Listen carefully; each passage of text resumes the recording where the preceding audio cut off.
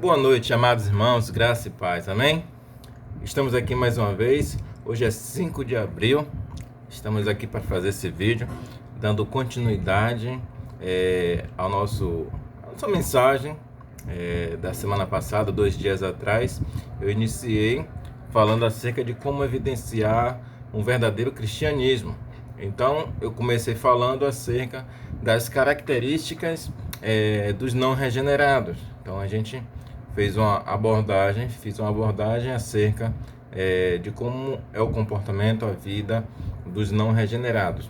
E hoje, dando continuidade, vou falar acerca dos regenerados, das características do cristão. Então, se você perdeu a primeira parte, já vai estar lá no meu canal, ou você me peça aí o link do canal para que você possa assistir a primeira parte e acompanhar. Então, se você não se inscreveu no canal, por favor, se inscreva, deixa um like ou um dislike, tá ok? Para fortalecer aí o canal, ok? Então, dando continuidade, segmento ao estudo, nós podemos ver que os cristãos, os que são regenerados, são transformados, eles têm uma característica ímpar. Qual é? Eles mudam de caminho, eles mudam de direção, tá? Eles têm uma transformação, é chamado de conversão. Eles dão um giro de 180 graus, tá? E mudam o rumo da sua vida. Da forma que eles estavam vivendo, eles não mais vivem, eles transformam, tá?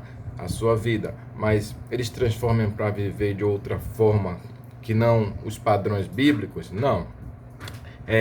Jesus ele traz um ensinamento bastante interessante para os cristãos. Lá no capítulo 7 de Mateus, capítulo 7, versículo 13 e 14, Jesus traz um ensino muito interessante. Ele diz assim: entrai pela porta estreita, porque larga é a porta e espaçoso o caminho que conduz à perdição, e muitos são os que entram por ela. E porque estreita é a porta e apertado o caminho que leva à vida, e poucos há que a encontram. Então você pode ver claramente aqui que a vida, né, a vida debaixo do sol, que o autor ali de Eclesiastes vem dizer, ela é uma vida bem regalada. Você entra por uma porta larga, ou seja, você é bem servido, bastante banqueteado, você vive regaladamente, você tem muitas opções. Ao contrário daqueles que, entre aspas, decidem viver uma vida diferente, uma vida de submissão à palavra de Deus. Ou seja, aqueles que querem seguir o caminho de Cristo, se tornam cristãos. Esses têm que entrar por uma porta estreita, ou seja, tem uma mudança total. Não uma mudança, uma vivência regalada, uma vida que ele vai fazer diversas escolhas, mas o evangelho vai restringir algumas coisas na sua vida. Ele vai ter que abdicar de algumas coisas para poder trilhar esse caminho, entrar por essa porta, porque a porta larga, ela conduz à perdição. Apesar de aparentemente ela lhe servir, lhe banquetear, lhe dar muitas opções na vida, nas quais você vai conseguir viver uma vida de certa forma bem generosa, a porta estreita ela vai restringir algumas coisas. Ela vai mostrar que apesar dessas coisas virem para a sua vida, para você ser bem servido, ela vai dizer que essas coisas vão lhe levar à perdição. Enquanto que a porta estreita, são poucos que entram por ela, que adentram nela. Então, essas pessoas de fato é que são cristãs. Elas submetem a sua vida a um comportamento no qual está pautado na palavra. A Bíblia já descreveu o tipo de comportamento. Essas pessoas elas tendem ou trilham o caminho que o Evangelho o ensina. Então, a nossa vida ela deve ser pautada nisso, nesse aspecto. A gente tem essa base, a Bíblia como regra de fé e prática. Então, eu quero que vocês comecem a observar, se vocês estão com a Bíblia aí do seu lado, quero que vocês observem Mateus capítulo 7. Jesus ele vai dar um ensinamento aqui muito interessante. Mateus capítulo 7, versículo 13, né? Ele vai iniciar com uma série de 2 nesse discurso, né? Ele usa uma dinâmica bastante interessante aqui nesse texto.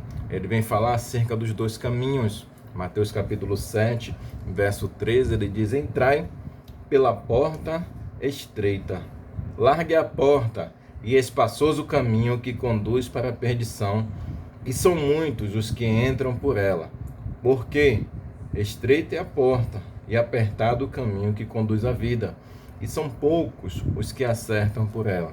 Então você vê aqui a dinâmica que ele usou, 2 opções, 2 portas, né? Essa dinâmica de 2 caminhos.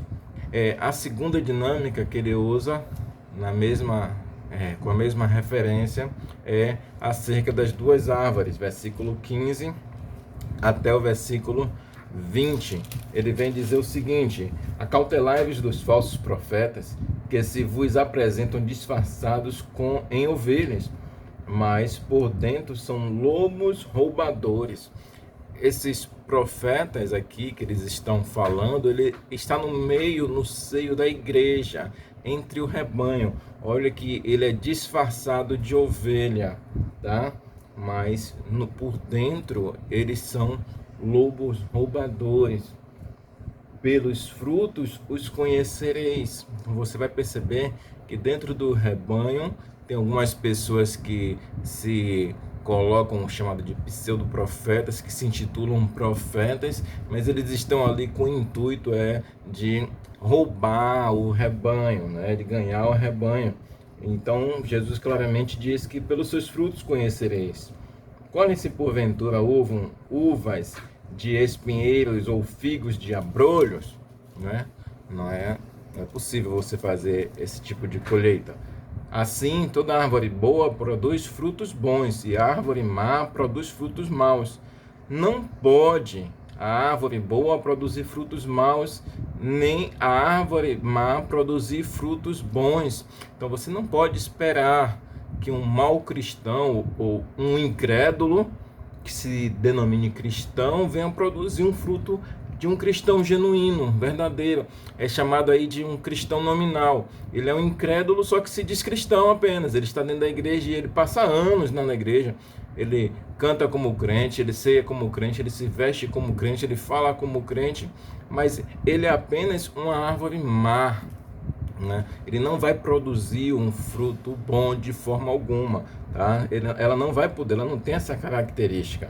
Então toda árvore que não produz fruto, ela é cortada e lançada ao fogo. O destino final dessa árvore vai ser essa. Então você não pode esperar que determinadas pessoas que, mesmo que se intitulem cristã, ela produza um fruto bom, porque de fato ela não é um cristão autêntico, apenas um cristão nominal. Assim, pois, pelos frutos os conhecereis. Então Jesus usa essa dinâmica agora aqui com as 2 árvores para mostrar a evidência de um verdadeiro cristão.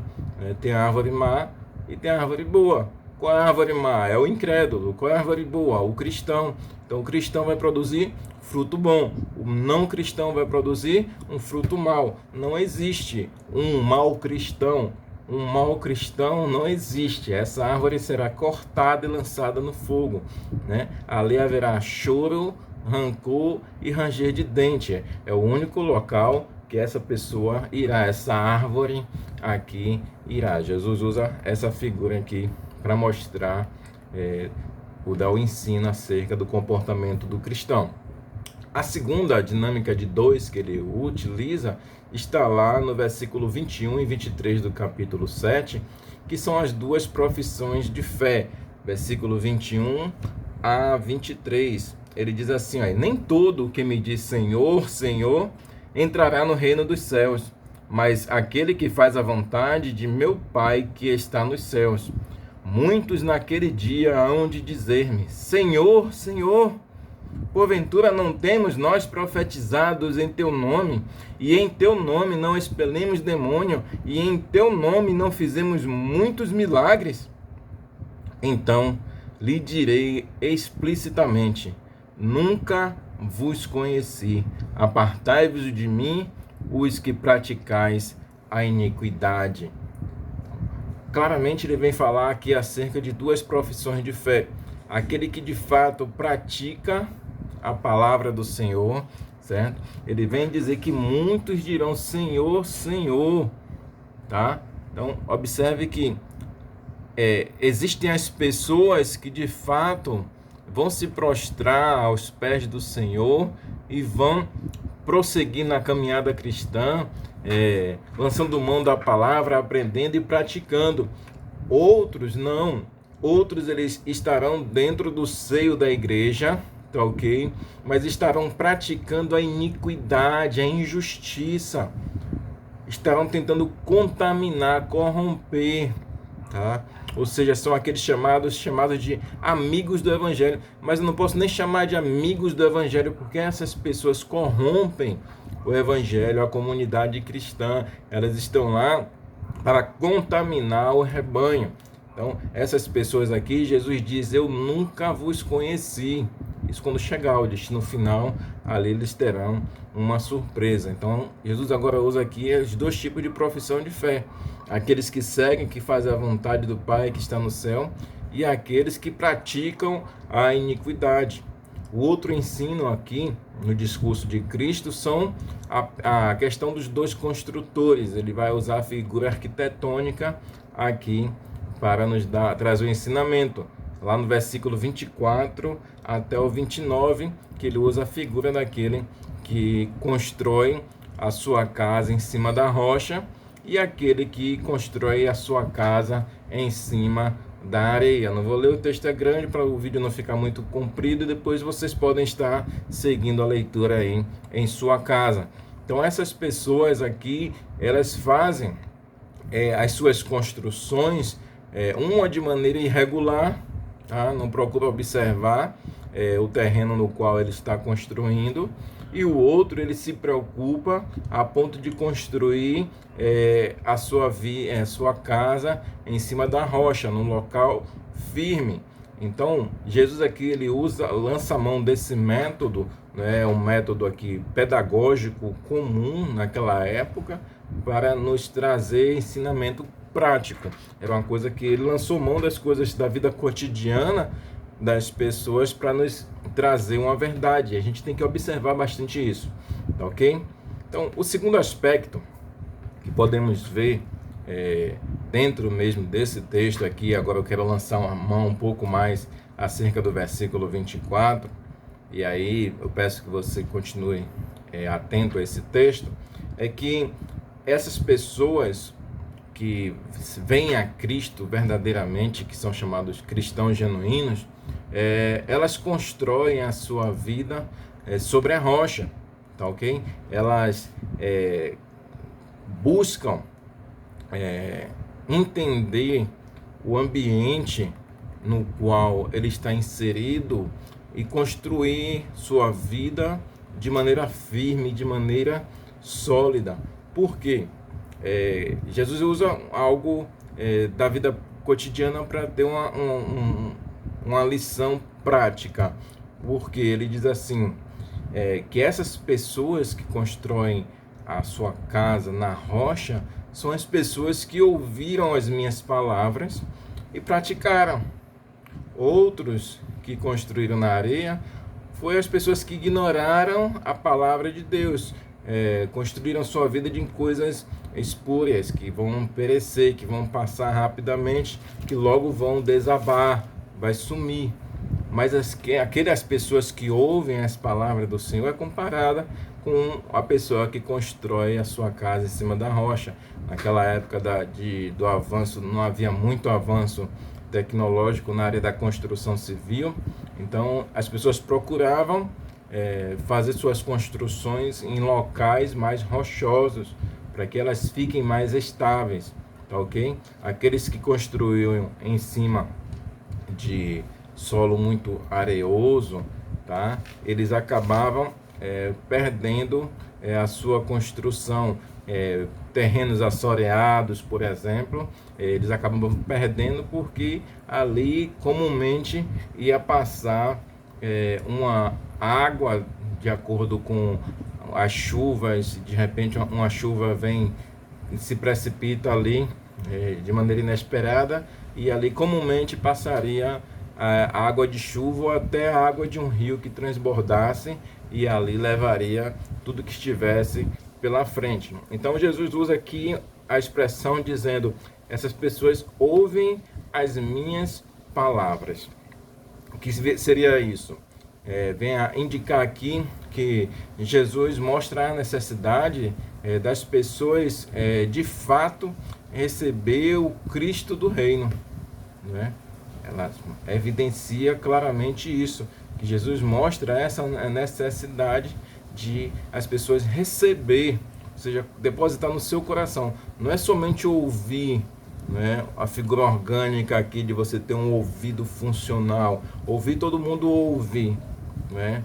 Mas é compreender e colocar em prática. Então esses de fato receberam o Cristo do reino. Aqui ele faz a alusão ao reino dos céus, ele vem fazer a alusão à salvação, ele vem fazer aqui a alusão ao destino dos seres humanos, né? De maneira geral, temos aqui o reino dos céus, ele vai contemplar os seres humanos de uma forma geral. Especificamente o reino dos céus, quando a gente fala para aqueles que serão salvos, e de uma maneira genérica fala do reino dos céus, tanto os céus, a habitação de Deus, e céus ali contemplando também o inferno, que ali é um reino celestial, embora separado da habitação de Deus, separado de Deus eternamente. A punição para aqueles que pecaram e não ouviram a palavra do Cristo do reino.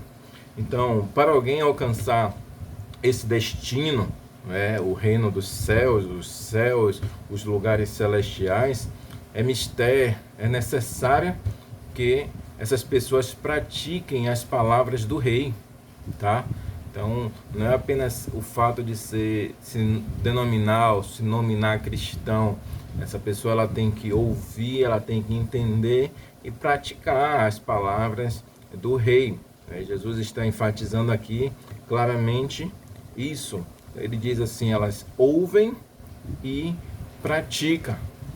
Ouvem e pratiquem. Então, esses dois aspectos, novamente ele volta a utilizar esse aspecto aí de 2 em 2, ele ouve e pratica. Tiago diz algo bastante semelhante a isso, né? Porque esses aspectos eles andam juntos, eles não andam separados na Bíblia.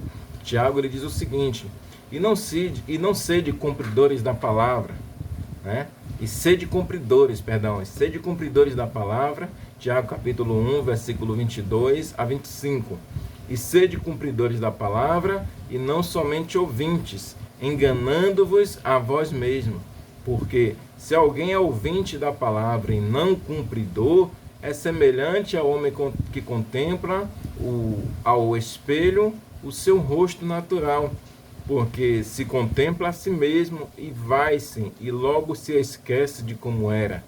Aquele, porém, que atenta bem para a lei perfeita da liberdade para Cristo, né? E nisso persevera, não sendo ouvinte esquecediço, mas fazedor da obra, este tal será bem-aventurado no seu feito. Então você vê aqui a diferença real entre aquele que ouve a palavra de Cristo, ouve a palavra do Rei, né, do reino dos céus, e aqueles que não ouvem. Então essas pessoas têm um comportamento totalmente diferente. Aqueles que não ouvem, logo ele contempla ali aquelas palavras e se esquece. Aqueles que ouvem e praticam têm um comportamento totalmente diferente. E hoje vemos na igreja Nós que pregamos, que somos líderes de igreja mesmo, a gente passa domingo após domingo pregação, quarta-feira, terça-feira, os cultos no lar, culto de aniversário, a de ação de graça, seja lá o que for, nós pregamos, as pessoas, a maioria ouve, ali tem basicamente 100% da igreja ouve, mas são poucos os que realmente vão lá praticar, se esforçam para praticar. A maior parte, eu lhe digo com grande convicção, com grande certeza disso, a maior parte das pessoas não praticam, e não praticam porque não querem, tá? Elas estão decididas a não praticar, porque é um caminho que poucos conseguem trilhar, na verdade. O evangelho lá não é para qualquer um, tá? Você tem que abdicar de algumas coisas, em especial do seu próprio ego. Infelizmente, tem algumas pessoas que elas não estão dispostas a largar a sua vida. No último estudo, no primeiro estudo, eu falei acerca daquele encontro de Jesus com o jovem rico. O jovem rico, ele não quis abdicar das suas riquezas. E algumas pessoas nem riquezas têm e não querem se desapegar daquelas coisas poucas, frívolas, que tem para poder ganhar o reino dos céus. E isso é uma grande verdade aqui. Então o Tiago, ele vem dizendo, e sede cumpridores da palavra, e não somente ouvinte. É para você ouvir, meu caro irmão, a palavra de Deus e cumprir. Não é uma opção você ouvir a palavra de Deus, esquecer, chegar lá no domingo ou ficar lá ouvindo o pregador, o pastor e o irmão pregar, e aí você cumpriu o seu ritual ali religioso, vai para casa e já fez tudo o que tinha que fazer, Deus está satisfeito, aceitou o seu culto. Não, pelo contrário, ali basicamente é um culto ali de condenação a você mesmo, a nós mesmos, porque nós ouvimos aquela mensagem ali e no dia seguinte nós não praticamos, ou seja, aquilo está servindo mais de condenação para mim mais do que de bênção. Ela é bênção porque vem trazer esperança para a minha vida, transformação para a minha vida, mas eu preciso colocar em prática essa palavra. Quando não coloco, aí sim eu estou desprezando essa joia, essa pérola. Jesus diz assim, não lanceis pérolas aos porcos para que, voltando-se, eles vos dilacerem. Então, basicamente, nós fazemos isso em nossa vida. Recebemos a palavra, a pregação, ouvimos o evangelho, mas no dia seguinte nós somos negligentes com ele. E isso vai acabar nos dilacerando, vai corromper o nosso coração e vamos acabar enfraquecidos. É dessa forma que algumas pessoas estão vivendo, enfraquecidas porque não querem praticar a palavra. E isso é um grande problema. Então, nesse ponto que aqui falham os falsos profetas, né? Eles não praticam a palavra de Deus. Essas pessoas, eles pregam e acabam não praticando a palavra de Deus. E aqui também, da mesma forma, os discípulos, né, fingiam-se, né, apenas de fazer a prática, mas você pode até dissimular ser um cristão, ter prática cristã, mas a importância mesmo, o que de fato importa, é você praticar. Você observa que Jesus diz, olha, as pessoas estavam clamando ao Senhor, dizendo, lançando mão sobre os seus feitos, dizendo, olha, em teu nome nós não expulsamos demônio, nós não profetizamos. Então, irmão, aqui não está em voga os méritos da pessoa nas suas realizações, mas se de fato ele está praticando a palavra. Algumas realizações das nossas vidas parecerão até ser moldadas como cristã, porém se ela não tiver o todo pautado na palavra de Deus, seremos meramente pessoas que abdicamos de uma vida secular para tentar viver uma vida cristã. E não é assim que nós devemos viver. Bom, temos aqui outra questão que eu quero tratar com os irmãos, para que esse vídeo também não fique muito longo. que o processo de mudança bíblica, irmãos, ele inicia quando você se arrepende dos seus pecados e crê no Senhor Jesus. Então você já começou ali, você que foi alcançado pela graça de Deus, você já está no processo. Então até agora aqui eu comecei a falar e você me ouvindo até o momento, parece um discurso meio pesado, mas aqui está a chave. Você já foi alcançado, se é que você já foi alcançado. Então se você foi alcançado pela transformação, pela graça de Deus, ali já se iniciou esse processo. Então Deus aqui, ele dá, tudo que nós precisamos para concretizar mudanças que vão agradar a Ele e resultar em bênçãos na sua vida. Ele nos dá todas as ferramentas necessárias para que haja uma mudança real e significativa em nossa vida. Então, as ferramentas, as chaves estão à nossa disposição para que nós comecemos essa mudança, essa transformação real e genuína, verdadeira em nossas vidas. Então não fique triste se até agora você não conseguiu lançar a mão, mas aqui vai a dica. Há sempre uma esperança, uma necessidade de recomeçar, de iniciar, de ter atenção. Então, se você ainda não praticou as palavras de Cristo, ainda tem a oportunidade, ainda tem tempo, ainda há tempo de você iniciar uma mudança na sua vida. Talvez você já tenha bastante tempo na sua congregação, na sua igreja e não despertou para isso, mas ainda há tempo para realização desses feitos, com esses méritos. Bom, à medida que você começa a obedecer a palavra de Deus, ocorrerão aqui mudanças em sua vida em direção à maturidade cristã, tá? Agora você vai começar a iniciar um processo de maturidade, maturar a sua vida cristã, porque até então, se você não tinha iniciado o processo, você era uma verdadeira criança no Evangelho, se é que ainda estava no Evangelho, né? Então, é necessário que você se disponha a obedecer a palavra de Deus para que essas mudanças também comecem a ocorrer, tá? O problema é que algumas pessoas têm perdido a esperança na transformação do Evangelho. Acredito que o Evangelho é barato, ele é de graça, mas não é barato. O Evangelho vem por meio da graça, é de graça, a salvação é de graça, mas não é barata. Essa que é a verdade, tá? Então, se você achou que seria algo barato, não é, né? Houve um sacrifício divino para que isso acontecesse, houve sofrimento, houve doação integral para que isso acontecesse, e ele exige de você da mesma forma.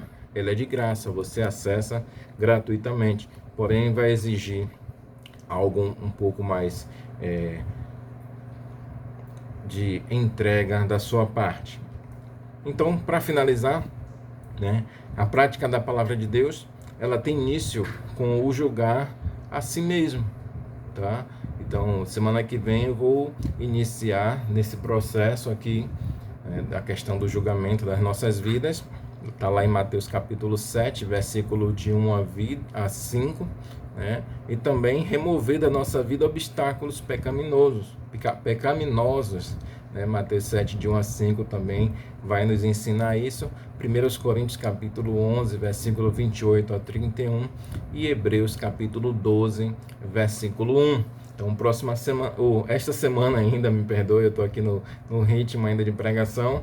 Então, esta semana ainda vamos ver esse aspecto, né, que a prática da palavra de Deus tem início de começarmos a julgar nossa vida e remover obstáculos que nos atrapalham. Então, espero que tenha te abençoado esse vídeo, que você possa crescer cada vez mais na palavra de Deus. Acompanhe os vídeos, deixe o like e se inscreva no canal para que você possa, assim, começar a ser abençoado. Muito obrigado pela atenção. Deus te abençoe.